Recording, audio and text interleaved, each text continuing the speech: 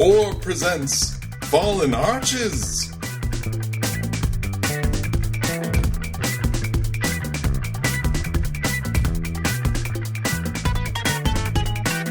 This is Gary Butterfield. This is Cole Ross. And this is one of those shadow contenders for the best episode of the season. There's a lot here. This is one of my favorites. I think this is so fun. What if we just have a chance to let some goofy one-line villains do their thing? And just everything with Dr. Orpheus. Mm-hmm. I love Dr. Orpheus. I love the Order of the Triad. Yeah. I love Lady Windermere's fan.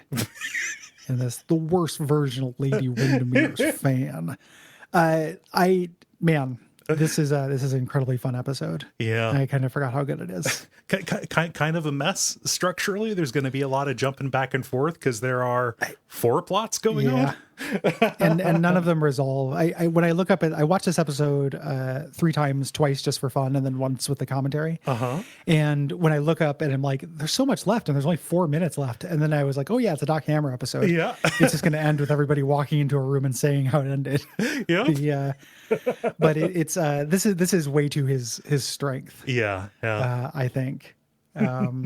What a good episode. Yeah. Here I am to fall all over myself, praising this shit.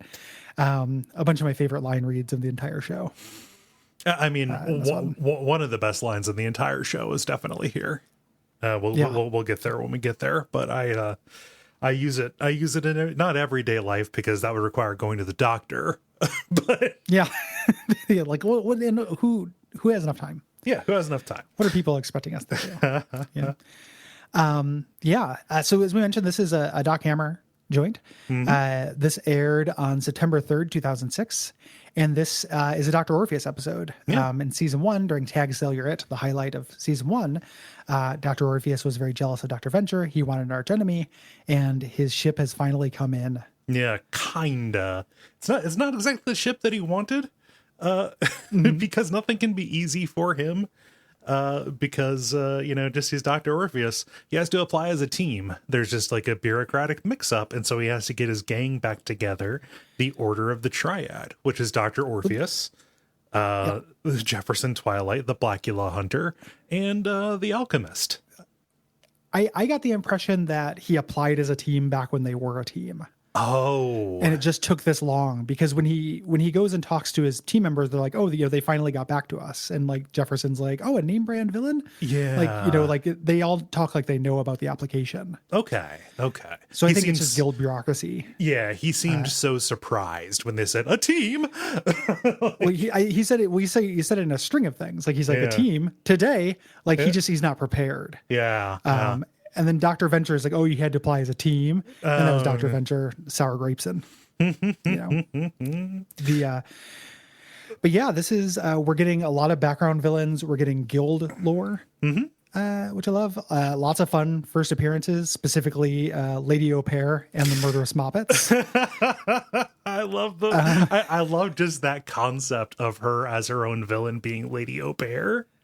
Yeah, that's just a very good concept and very like counter to her whole personality. And like I can't imagine her taking care of kids. That's why they're not kids. Yeah, that's why they're little people with 5 o'clock shadows. Yeah. I ran a Shadowrun campaign, and my friend Courtney made a rigger based on this character, who was a lady who dressed like this and had 2 little like tot bots. Like little murderous moppet robots. That was her shadow running name, was Lady Au Pair. Nice. Which was very fun. Yeah. But the murderous moppets were intended to be a joke. In fact, at the end of her scene, she's like, hey, does anybody want some moppets? It's like she just kind of went and gathered them off the street. However, they brought them back kind of as a persistent element to a lot of people's chagrin. Yeah, they've got unpleasant voices. Yes. And we'll get into them during the next season and such. But her kind of claiming like, this is in terms of advancing the plot. Not only do we get like Dr. Orpheus's plot advanced, but we're kind of seeing her and the Monarch at the depths of their dissatisfaction with their breakup. Yes. in a lot of ways, which kind of advances the plot a little bit. But it is mostly a breezy hangout episode with tertiary characters with some really wonderful characterization. And, bathroom humor that I'm not immune to. People describing a bad smell and the dude's rock quality of this stinks, you have to smell it. Right. Being one of my all-time favorite just true things, like flashbacks to being 15 in the locker room in high school and just people who hadn't washed their gym shirt for the entire year just being like, dude, check this out. And somebody else would be like, no, this I gotta smell. And they would just be like, oh, you're right, that does smell fucking like a lot of bacteria. That's awful. I've had this little project for the nose. I've had this little project going for a while. I think it's finally ready for its big unveiling. Yeah, to the three guys who happen to have lockers next to me. And they'd smell it and you'd be like, you know what? Asked and answered. The prophecy has come true. It does smell absolutely horrible. And I am kind of glad that I smelled it. The trick is letting it go far enough, but not so far that the fabric starts to shatter and crack. Yeah. Yeah. Well, also smells go away. True. Since the, it's literally little molecules on there. Eventually they'll dissipate and we'll breathe them in. So you have to find it at the point of ripeness. It's like an avocado. So this starts off with a cold open with Guild Lore with an orientation video VHS about Dr. Orpheus being selected. Yes. The Guild of Calamitous Intent, hate you can trust, with Watch and Ward selling them on the guild along with the Sovereign, second appearance of the Sovereign. Yes. The Sovereign, which the art book clarifies for us, is it is Jackson Public wearing the hood from his henchman outfit from the DVD extras. And they do like really high contrast video, and then they do like rotoscoping over it to create that kind of effect. It's kind of neat and sounds very unpleasant because you have to have a gigantic hot light next to your face and that very warm hood. Yeah. And also from the art book, I think, Watch and Ward, those voices, it is Hammer and Public doing their Megatron impersonations. I love that they are both doing a Megatron impersonation and they're different enough to be distinct. Yeah. But I love this little industrial film that shows, just how we're outstripping the competition against the Peril Partnership, the Fraternity of Torment, and unlicensed villains. The perils of unlicensed villainy segment is wonderful. Yeah. Well, like just like the treaties thing where you bust in on Thanksgiving dinner and just goes like undulates, Yeah. So good. Oh man. Threat matching, which is what we learned. We got a little pipsqueak up against a gigantic guy. I forget. Just pummels him, right? He just comes up and kicks him on the shin. It's very obvious he's going to get pummeled. Yes. Yeah. And then a weird barrister clown has somebody in a James Bond trap and like starts taking off his clothes and licking him and kissing him. Yeah. Which is like, this is something that like a villain might do. Yeah. To a Bond. It is a different kind of villainy than you would expect to happen when somebody is strapped to a table with a laser pointed at them. Orpheus doesn't know why he got this video, and he has some misunderstanding with his daughter about her putting Splash on Netflix. I wanted to see it again. I like it. he's very upset about this. Yeah. And he's very surprised that the screening will take today. He has to have his team and his layer and all this stuff set up. And he's taken aback by this. So that's kind of giving our setup for this episode. Yes. So he has to go and set up the team.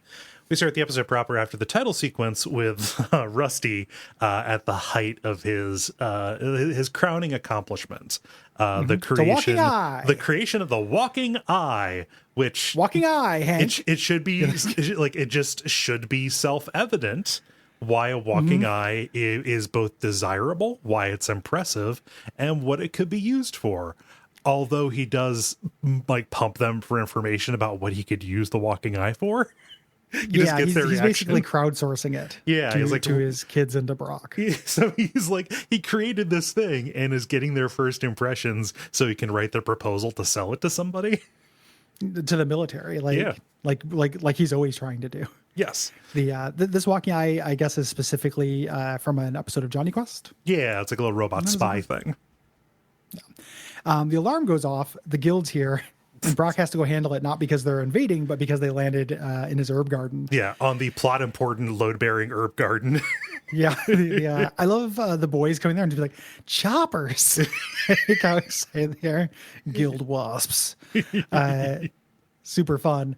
And Watch and Ward leave the compound here to set out. They're in the very room where the Treaty of Tolerance was signed. And they're geeking out about Rusty's dad and very dismissive of Rusty himself, who does not comport himself particularly well in this episode. No. He's not as vile as he is sometimes, but he's petty and small. Yes, he's very entitled, and I think Watch and Ward kind of cut to it. They're talking about his dad, and they I love the subtlety. They say the real Dr. Venture in front of him. Yeah, it's like, oh man, brutal. The real Dr. Venture is why I got into this business. That guy was. He took my dad's legs. Absolutely brutal. But so Rusty immediately is pretty upset that his accomplishment, this walking eye that has no apparent use, is being overshadowed by the new events. Like the episode was supposed to be about the eye, guys. Yeah, it could have been a walking eye. Yeah. And he, it gets dismissive once he learns that the guy who rents a room from him had to apply for an arch as a team. Which is funny. He calls that pathetic when the only reason he is associated is because of his legacy case. He's a legacy. Yeah. He got grandfathered into it. And Orpheus did it way back in the day when he had a team. Yeah. So he's going off to gather his team. We get introduced to Jefferson Twilight, who is quietly one of my favorite characters. He's so good on the show. They give him a little tick where he's inarticulate. And it's so consistent and funny. Like the quiet resentment that's in his voice all the time. This is jumping ahead, but when he goes and then checks on the Alchemist, he's like, gotta open the door because I'm not magic. He's just so mad. Even on the adventures, he doesn't have the magic powers. Like he's very capable in his own right, but he's very specialized. So there's a line read that I love later on where they're out on a team and both of the other two are using their magic, and he's like, oh, let me check for Blackula's. All right, no, Blackula's here. Because that's what he does. It's a real inconvenience for him to be associated with this as a solid to his friends. He's so this is based on Blade. Yes. Obviously Blade from Wesley Snipes' Blade and Marvel Comics Blade. Yeah. And a really fun real life detail. I love this story from Doc and Jackson's life. Where they're where they live in New York, there'd be black dudes who dressed like this. Yeah. And at one point, Jackson Public came into the Astro base and was like, "Dude, I just saw a Blackula hunter," which is a really good word for somebody dressed like this. The way they describe it, he's got a scorpion belt buckle and he's saying a poet shirt. And he's just like, I know exactly what you mean. And they both have neighborhood Blackula hunters. Yeah. Should we describe what a Blackula is? I mean, probably it's fairly evident. It's a 70s exploitation movie about Black Dracula. Yes, not African American Dracula. That joke later. Yeah, that's so good. I can't think of a PC way to say this. I hunt Black Draculas. It's so good. So he's cornering one in a subway platform, and he takes out their fangs, and one is sneaking up on him when Dr. Orpheus comes and gets the jump on the guy sneaking up behind him, and we get the first Jefferson Twilight inarticulateness. We're like, you rescued my situation. Just very good. That voice actor, we should say who he is because we're talking about the other voice actors here. Charles Parnell, kind of a voice actor, television actor kind of guy. Like when they hired him, he was on All My Children. Just doing a bunch of stuff like that. Did 79 episodes there, which on a soap opera is 2 weeks. So yes, yeah, just the soap opera network. And they're catching up. They haven't seen each other for a while. He's just like, hey, I haven't seen you since you got into that whole balancing good and evil stuff. And he says, yeah, but my daughter has a driver's license. My wife left me, and balancing the universe has lost so much of the razzle dazzle. He's got an empty nest. It's almost like a midlife crisis. He needs to get his groove back. Yeah. And so they're having this fun conversation as they as they just take out these swarms of Blackulas that come after him. Well, there's just the one. He just keeps getting back up. Oh, right. You gotta take out the head. Yeah. He had head, but I was the teeth. I was taking I was taking notes. Yeah. But they're like talking about, just the fact that like Dr. O has a secret identity, and it turns into this Jackson Public and Doc Hammer conversation about secret identities, and again, Jefferson Twilight kind of being a little, just struggling for words. It's like, oh, you've got one like Aquaman, right? You're Aquaman. Yeah, like Aquaman. Aquaman doesn't have a secret identity. You pick the one who He's doesn't have Aquaman. you pick the one that doesn't have a secret identity. Yeah, Which just comic, kind of not true. Aquaman sometimes is a guy named Arthur Curry, which sounds like a horrible like medieval times Indian fusion. Yeah, like dish, but it's that's who he is sometimes. Yeah, I don't care for that. I kind of wish I didn't know that. I mean, Aquaman is dumb as hell, dude. I know. Like it's bullshit. Yeah. It's you can't expect find good things in an Aquaman. No. I mean, you should have known that, and then you shouldn't have shared the information because now it's in there. Well, I share the information because this show aims to educate. Okay. All right. Okay. I want to explain these references. I want to be in the Henry Gilbert of this what a cartoon on these things. All right. Okay. When they head off to go see the Alchemist, who is not based on anybody, weirdly enough. Yeah. Like he's dressed like a monk, but there's no Marvel Comics character who this is. Mm-hmm. And then it's just literally just an alchemist. Just a paunchy alchemist with the voice of Dana Snyder. Yeah, Master Shake. Amazing voice actor. It is. I can't describe the quality about his voice that makes him inimitable. Like nobody can do that. Like there's nobody else who sounds like him except for that one right wing radio guy, Mark Levin. Yeah, well, I mean, I was gonna say like, is it the voice of Stormy or not Stormy? Stormy. Stormy from C-Lab? No, Dana Snyder wasn't in C-Lab. No, but the right wing radio host. The guy who kind of sounds, who's the guy I'm thinking of in C-Lab? I'm a skeleton. Like there's the guy. It's a similar voice. Yeah, So Stormy does have kind of like a good like dumb guy voice, like a Dave Rubin. I don't know why I'm comparing everything to a right wing media personalities. Because you need to log off, dude. Okay, I know why. But that guy also has a voice that is very charismatic and singular. Yeah, is all I mean. It's not very. I guess it's not actually that similar in quality, but I can listen to that guy all day. Yes, yeah. But Dana Snyder, he kind of has that John Benjamin thing where he like a lot of his roles kind of sound the same, but you can tell them apart because of the delivery. And he does a really good job with the Alchemist here. Like even in his establishing kind of moments here where, they ask him like, hey, what are you up to? Are you still trying to find the Philosopher's Stone? And he like, does this pious, like, that's a metaphor for enlightenment. And he says, oh, I'm trying to research a cure for AIDS, which is a noble pursuit.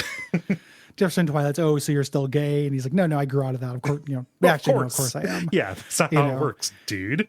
But he rejoins the team immediately, not just because it sounds awesome, but also because he could use some exercise. Yeah, and also he needs the publicity. Yeah, he needs to get some funding for his research. Yeah. Love the Alchemist. We cut over to the Monarch side of this, which I think, like, I agree that this is the weakest plot that happens here. This, I think, felt like Doc Hammer wanted to have some fun with 21 and 24. Yes. And then wanted to have the Monarch do be at rock bottom some more because they're building up to the wedding. Yes. And her leaving, Phantom Limb and stuff. 24 walks in on 21 forging an arching license so they can be solo. And, he doesn't buy it. He's like, we can't do this better than Monarch. I almost die every day doing this. Yeah. And also he says, that guy's ruthless. Yeah. His plan here, his master plan is that he's got jetpacks that he stole from Sergeant Hatred. Yeah. They're constantly stealing things from Sergeant Hatred. I love how that comes back around and provides a motivation for Hatred. Yeah, there are a couple of Sergeant Hatreds in this one.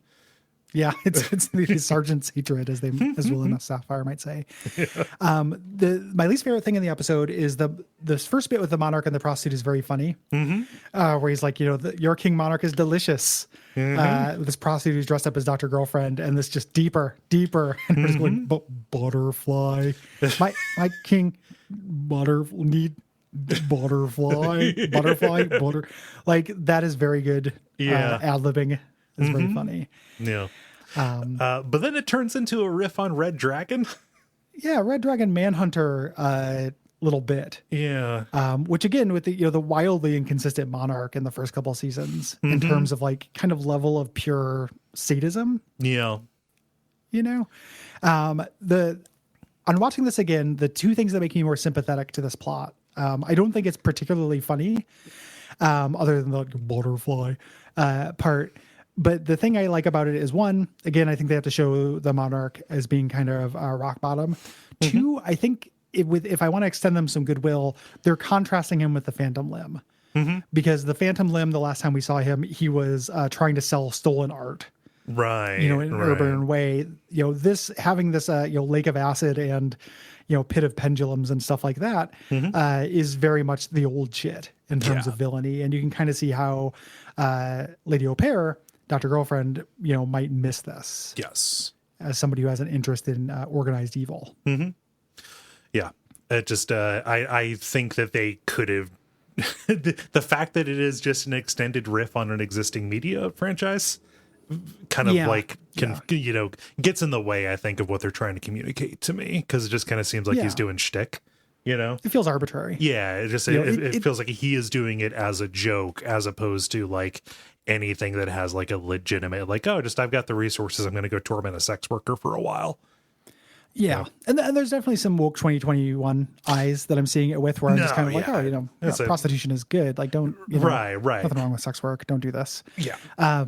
So I'm a little bit more sympathetic to it. It doesn't take up very much time. That's the thing too. Yeah. It's very brief. Like the way I remembered it when I was thinking back on this episode, I was like, oh man, we got to spend as soon as the scene showed up with her, I was like, oh, we're going to spend a bunch of time with that this episode. Fuck. Yeah. But no, it's not tedious. Yeah. After the introduction, it's just like some cutaways. Yeah. It's like 30 seconds total of the episode. It's pretty quick. Yes. So we go back to Rusty talking to the boys, getting Hank to get out of the room. He's like, well, we weren't supposed to leave our room. He has to go take care of his acne so he doesn't look like Edward James Olmos, like they made his face out of a beige orange. And this one of my favorite deliveries here, where he's telling all of the Rusty Dean stuff in this is fucking incredible. Where he's like, Dr. Orpheus asked me to watch his daughter Triana, which I can't do because I don't care to. So I need you to entertain her. And Dean's like, oh, should we put on a show for her? Should we do something she knows, or should we write an original script? Yeah, like he immediately is just like in this panic.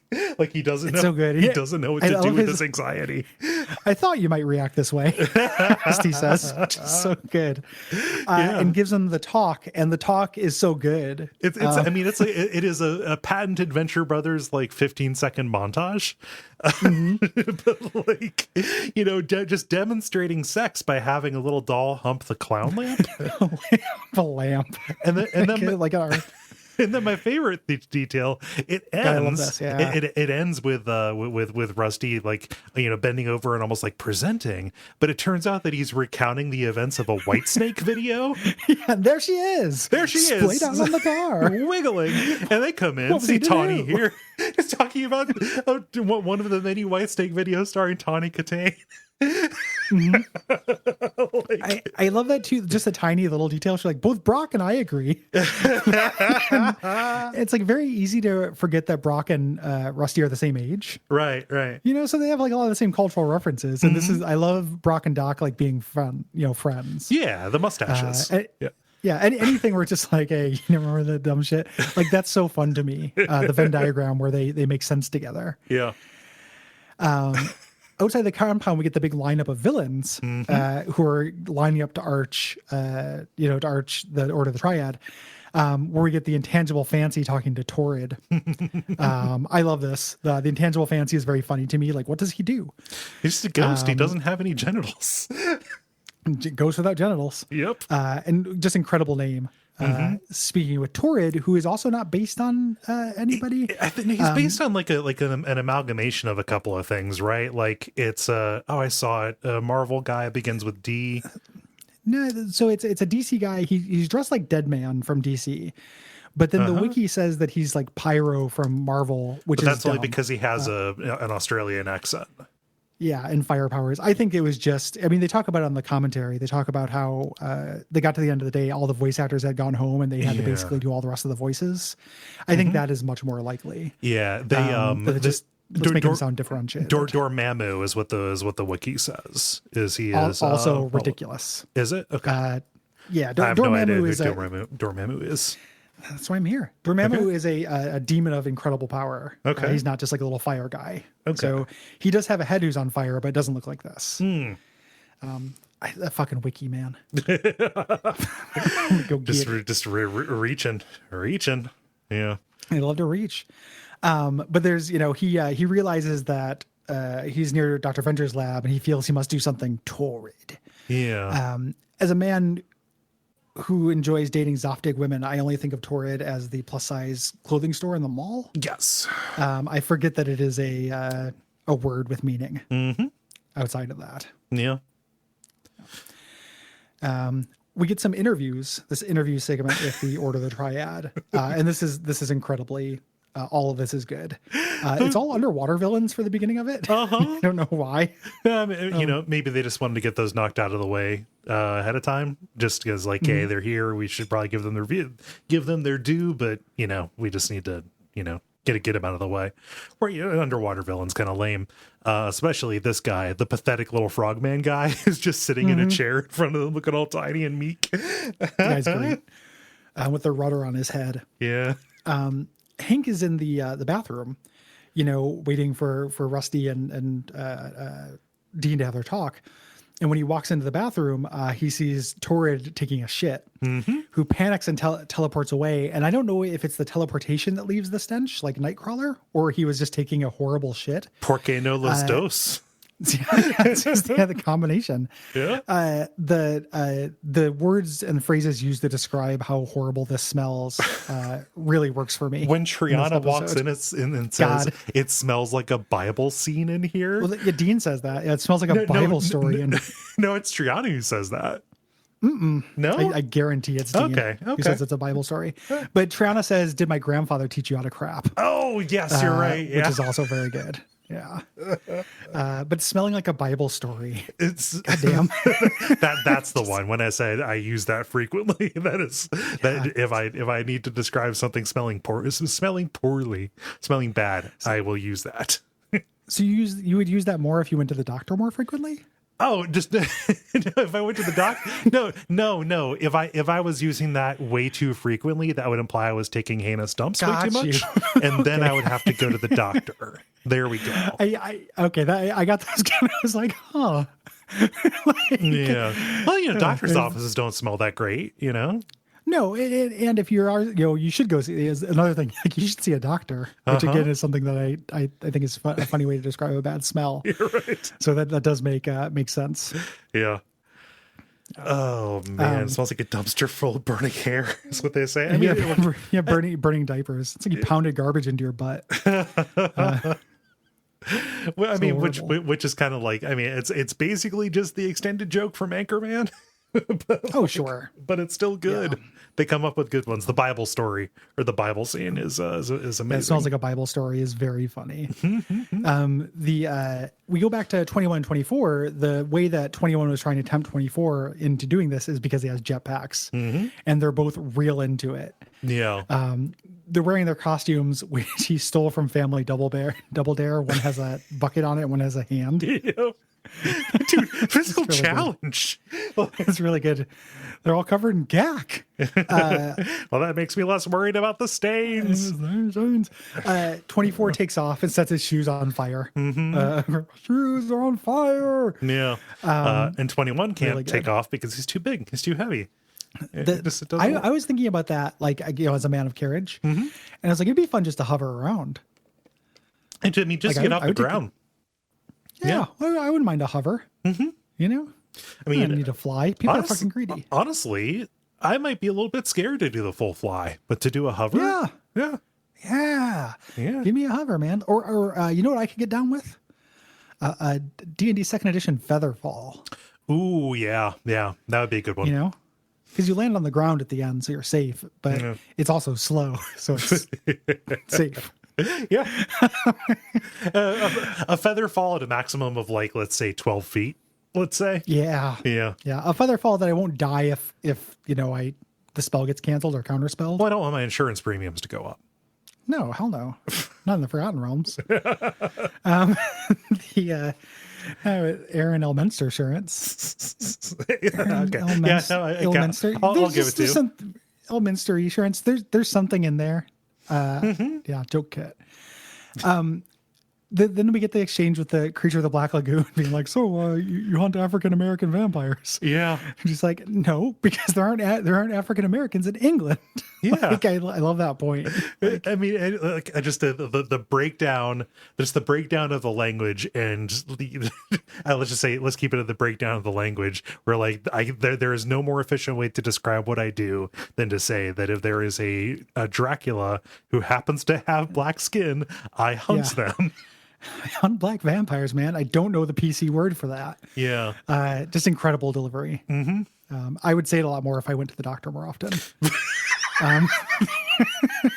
The doctors usually ask what you do. They're making chit chat. He's like, I hunt black vampires, doc. I don't know the PC way to say that. Yeah. Dean decided to put on a show here, and I love him just recruiting Brock. Yeah.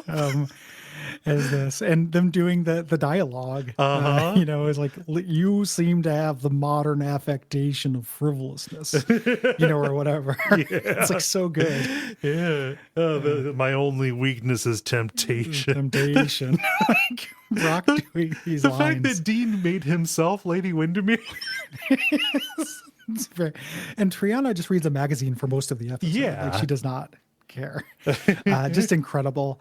At some point, you know, when Hank calls him in to smell this, Brock has had enough. He's like, that's my cue to exit. You owe me, Dean. What could Dean give him? What could Dean, how could Dean repay this? I don't know. Wash his car. You know, Dean doesn't get to wash the Charger. He only gets to wash the Charger to punish Hank. I guess that's true. Yeah. Well, maybe he has to be involved in Hank punishment duty. Yeah. Hank is calling him in, like, dude, you got to smell this, and gets Dean to come in. Hank dresses the Duchess of Berwick. Yes. And this starts them to trying to solve the mystery of what's going on. Back down in the audition room, they are auditioning a villain named Curse. Curse. Just a. We can do the magic, right? That's kind of my bag. Like, they describe in the commentary as a straight guy lisp, which I think is accurate. Yeah, it's like they're doing like an Ed Wynn kind of thing on the Curse. But as instead of like proceeding with the interview, they start bickering because Jefferson Twilight says, let's give him the old Rochambeau. And then they each have, like, you know, a different definition of what Rochambeau is, you know, including like a French general who fought in the American Revolution, which I think is true. I think they're all right. They're all right. Like, they're all correct about it. You know, and then they just like the Franco-American. Why would a French general sell Italian food? Yeah. You know, SpaghettiOs reference. They're just, you know, doing their banter. Yeah. When Curse attacks, the way they subdue him by casting a spell to get rid of his legs and then his arms, so he just slides around as a torso, is very funny to me. Yeah. And I love excited Dr. O, because at the end when they take him out, they're like, that was awesome. And you know, I think the Alchemist is like, was that a Rochambeau? And Dr. O being like, oh, it should be. Like, he's so excited. But just, man, Dr. Orpheus breaking out of his domestic funk, right? Get his groove back. Yeah. So cut back to the monarch chasing the prostitute around the cocoon. You know, he has revealed the Minotaur quote unquote tattoo on his back and talked about, we're going to chase you through the, you know, my maze, including one of the doors has the polar bear from Lost, which by It listening may have a lifetime supply of turtle wax. Yes. Or it might have the polar bear from Lost. Yes, which the DVD commentary highlights that they were watching a lot of Lost at the time. So let's throw that It was the polar style bear of the in. time. Yeah, 2006. Brock is just helping Rusty take the walking eye outside. He sees what Doc is doing here. And there's this great, I love this exchange. Again, I love Brock and Doc being friends, where Rusty's like, "What's with the tux? Do you have an away game today?" And he goes, "He's helping Dean put on the worst version of Lady Windermere's fan." And he goes, he said it was your idea. He's like, "Well, I tried to give him the birds and the bee conversation." And I love Brock just being like, "Well, yeah, how'd that go?" He put on Lady Windermere's fan. Yeah. Like, that is such efficient characterization of Dean. Mm-hmm. Like, just a couple lines and tells you a lot about Dean. It does. Yeah. God, I fucking love it. Oh man, just like with Hank, with both Hank and Dean, it's more obvious with Hank, but like with both of them, the outputs do not match the inputs. Yeah. No, Dean also there's more order to how Dean mistranslates the world around him. Yeah. But make no mistake, like, he is not accurately translating the world around him. Right. So he's bringing the eye out to do an homage to Cool Hand Luke because this is villain bait. He's like trying to sexily wash the walking eye, and we get this pan across of a bunch of villains. Chairman Wow, always happy when I see Chairman Wow show up. We got The plug Chuckules guy. here, and they're all doing like a wooga. Because they're extremely horny. they're walking eye. seeing the super scientist washing a walking eye. The POV shot from from the walking eye as oh gosh, Rusty is washing it, where he puts him on the glass. Yeah, he does the White Snake video, Yeah. basically. Yeah, and it's only for a second too. They cut away from that, very funny. Showing like how much sharper the editing is, I think, in season 2 Yes. than season 1. Yeah. Like, it just cuts away really quickly. Hank and Dean are trying to solve the bathroom mystery that smells like a Bible story here. And they, when they're going through their steps, Triana sits on the toilet and gets teleported away. Yes. Here. So it's just like, oh man, we killed your girlfriend, Dean. She's my Very girlfriend. upset. Yeah, well, she was, before we killed her.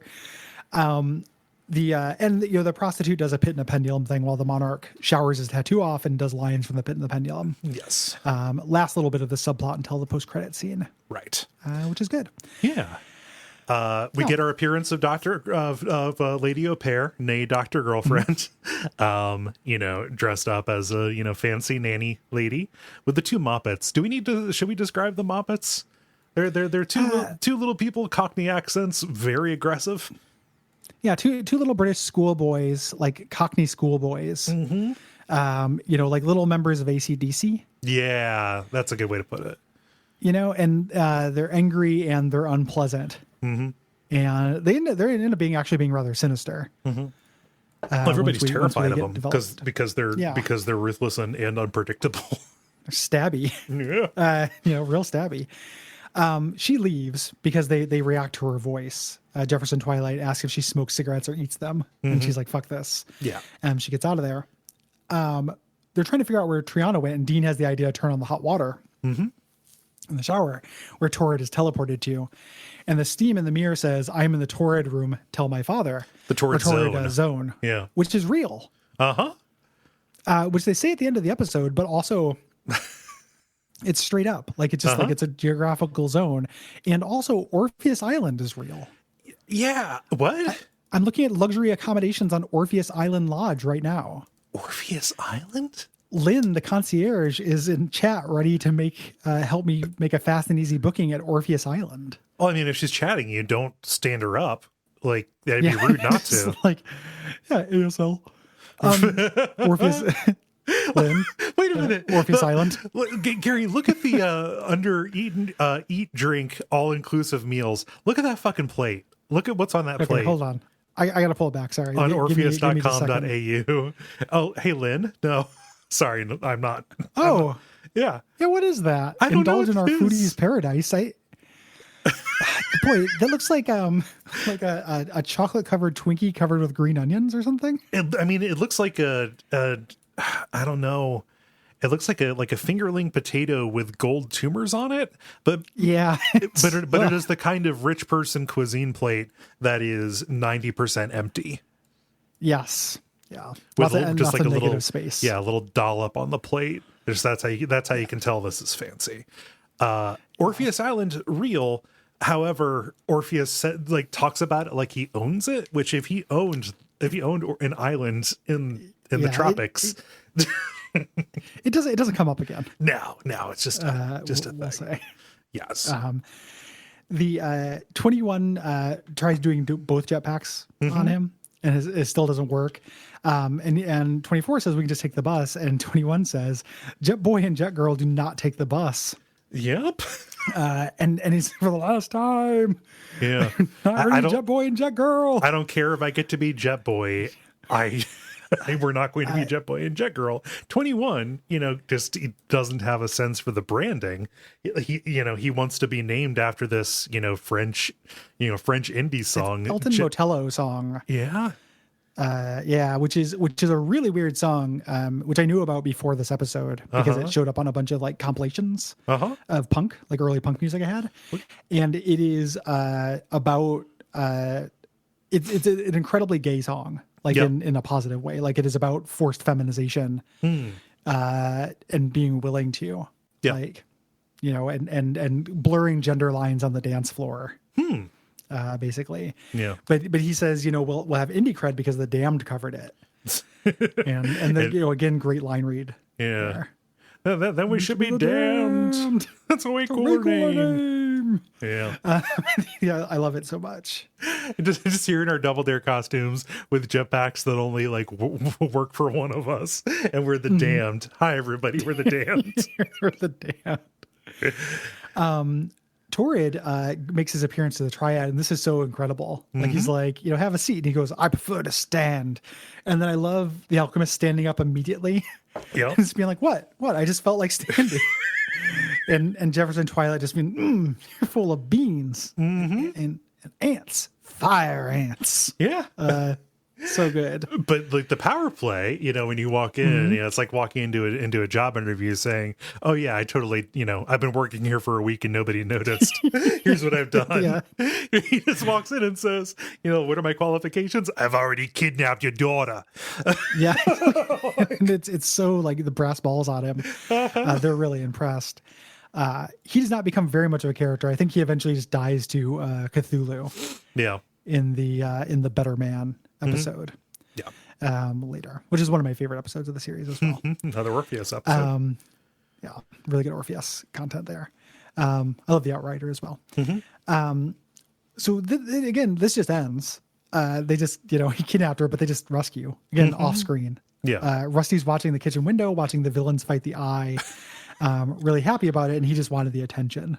Yeah. No. Pathetic. He's describing what he's seeing out there. The guild guys are just trying to subdue the villains with foam, and Brock is disappointed because he wants some action, and he figures, well, I'll go out there anyway. I love wearing a tux when I kill guys. Makes you feel kind of like James Bond. So he's just going to go get some recreational ass kicking in. Just murder. Yeah. Going on. Orpheus and the Triad come in with the boys, just saying they found their villain. And, Dean's like, I helped solve the mystery of that. He's like, yes, you did. It turns out the Torrid Zone is just a little area between the Tropic of Capricorn and the Tropic of Cancer, right on an island. And Dean just saying, she's safe on Orpheus Island is real cute. I also really love the Alchemist being like, Torrid Zone. It's so butch. It's really good delivery. Yep. Oh man, unseemly joke because Dean is sitting on Jefferson's shoulders, and when he starts thinking about Triana wearing a bikini and putting on, I don't think it achieves that kind of velocity enough to trip. No, it's like No Country for Old Men. What's the most you've ever lost on a piggyback ride? Don't throw away that. That's your lucky hat. So, but just he gets he gets excited thinking about Triana on the island, and then and gets a boner into the back of Jefferson Twilight's neck skull. Yes, yeah. And then Al, because Hank is still in his dress, Al thanks Rusty for letting Hank be who he is. You know? Mm-hmm. Yeah. They demonstrate the Order of the Triad secret handshake. It shows that, big symbol and special effect. And Rusty just says, "Get out of my kitchen." Where we get the end. Yes. We cut to 21 and 24 hitchhiking to get back because the jetpacks don't work. Mm-hmm. And the prostitute from before drives by, but when she sees 24 in a henchman outfit, she freaks out and leaves. Mm-hmm. And he says, I can't believe that whore stole my stanza. And the final line of, I can't believe that whore made it through the lake of acid. Because there's a lake of acid. I love that they both knew about the setup, just the behind the scenes on the villainy. There's set dressing on this. They probably had to set up the lake of acid. Well, in the commentary, they talk about how they originally had the idea of doing the whole episode of her escaping in real time, like saying that she had 22 minutes to escape and then having a little 22-minute clock. Yeah, I'm so glad they didn't do a whole episode of that. I'm very happy as well. That they had talked about they wanted to do the 24 the show 24, not Henchman 24, but the 24 style real-time episode. That would have been a poor use of that, I think. Well, I would watch them doing a 24 style episode. I wouldn't want it to be this plot. Mm-hmm. I don't think there's anything wrong with that specific idea. No, there's nothing wrong with that, but it would be a bad use of it. Yeah. Mm-hmm. Agreed. Great episode. Mm-hmm. Enjoy it while it lasts, because we got a real sandwich going on between Love Bites and then Guess Who's Coming to State Dinner next. Yeah. Which that is to my mind, a weird and not very funny episode of this program. Mm-hmm. I watched it in advance and I was made sad by it. Yeah, just some very bad Lincoln material. We all owe Assassin Annie 911 an apology. Now that Love Bites and State Dinner have come around on the season. Yeah. Yeah. Yep. So, but yeah, great episode. And then after that, it's all bangers until the end of the season. Mm-hmm. We got Killinger and we got the finale. Good shit. Good stuff. Mm-hmm. Yeah, thanks everybody for listening. We appreciate you. If you like this show, you can support us on Patreon. Go to patreon.com/Duckfeed.tv. Get episodes a week early. Also support your boys and get a bunch of bonus shows. You can also leave us ratings or reviews on Apple Podcast or Podcast Addict or anywhere podcasts are found, and tell your friends. You took it all, Gary. I did. Yeah. Well, all that's left is the usual, so go Team Venture.